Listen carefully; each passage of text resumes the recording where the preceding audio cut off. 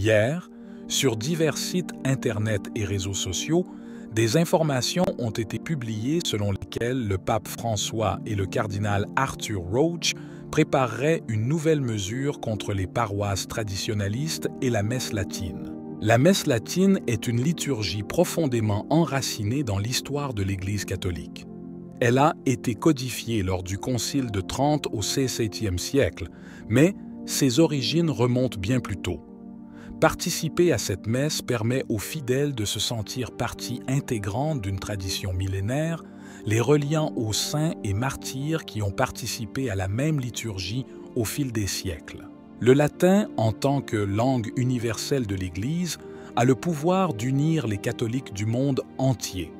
Quelle que soit leur langue maternelle, les fidèles peuvent suivre la messe latine où qu'ils soient, en expérimentant un sentiment d'unité et de continuité avec l'Église universelle. Les textes de la messe latine sont riches de significations théologiques et doctrinales. Les prières et les chants, conservés dans leur forme traditionnelle, offrent une compréhension profonde du mystère eucharistique et de la foi catholique.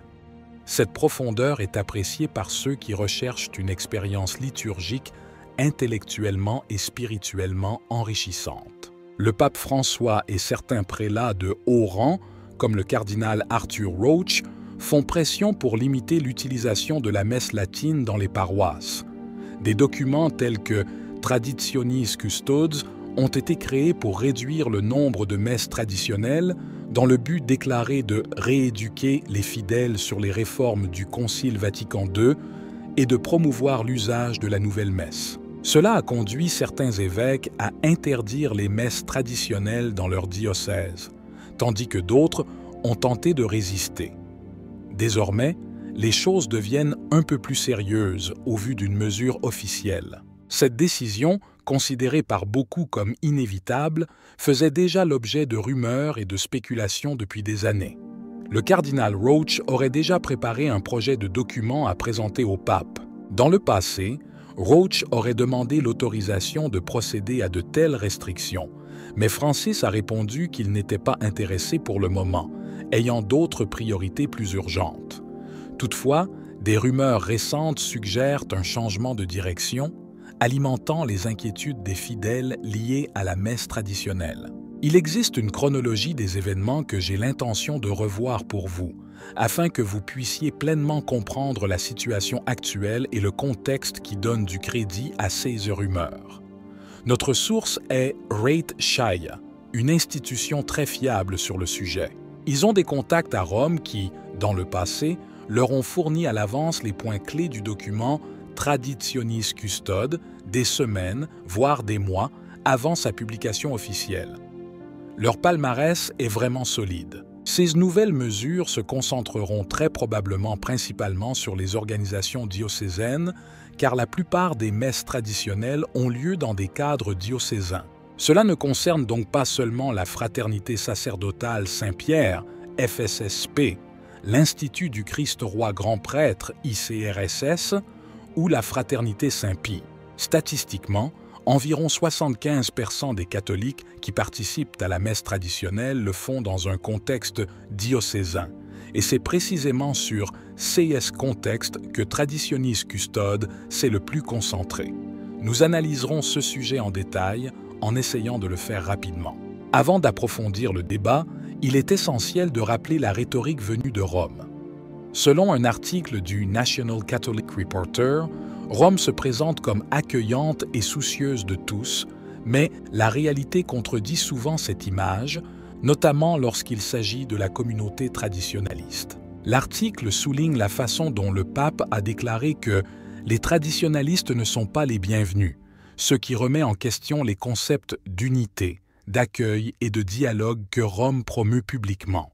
De plus, il est important de considérer le contexte de la synodalité, qui joue un rôle important dans cette histoire. La synodalité implique la participation active des laïcs à la gouvernance de l'Église, une pratique jugée nécessaire à la survie de l'Église elle-même. Les modernistes critiquent la liturgie traditionnelle car, selon eux, elle n'implique pas activement les fidèles, car prier avec le prêtre n'est pas considéré comme une participation active. Ce point de vue reflète profondément leur position et influence leurs décisions. Passons maintenant à une chronologie des événements récents pour mieux comprendre la situation actuelle. Il y a quelque chose d'important à retenir sur l'histoire de Traditionis Custodes.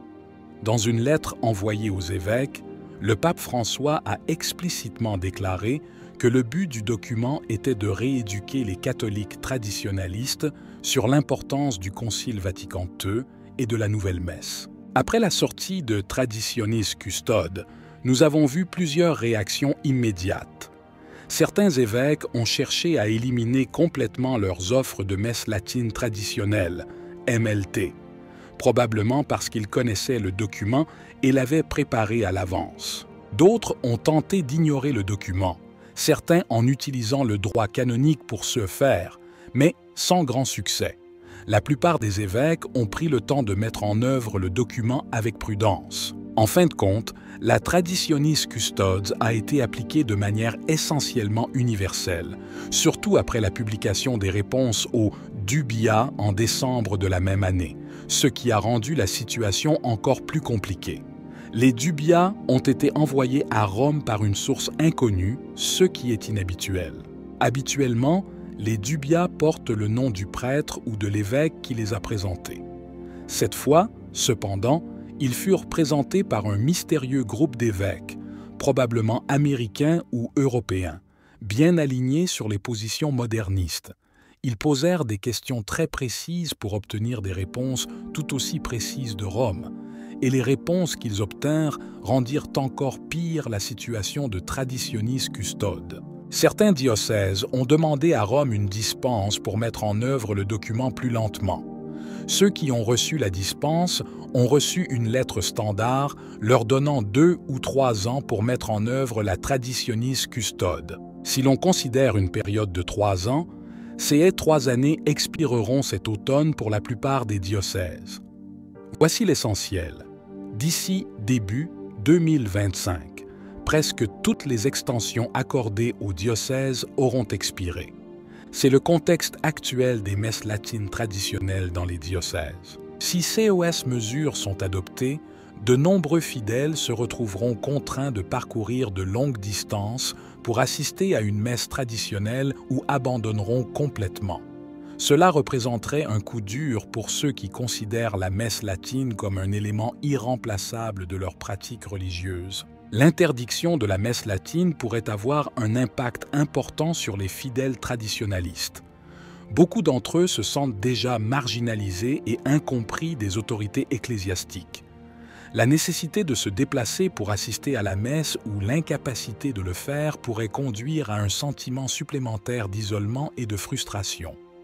De plus, cela pourrait entraîner une diminution de la fréquentation de la messe et une perte de confiance dans l'Église.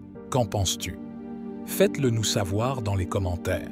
Si vous avez aimé la vidéo, commentez « Amen ». Que Dieu te bénisse.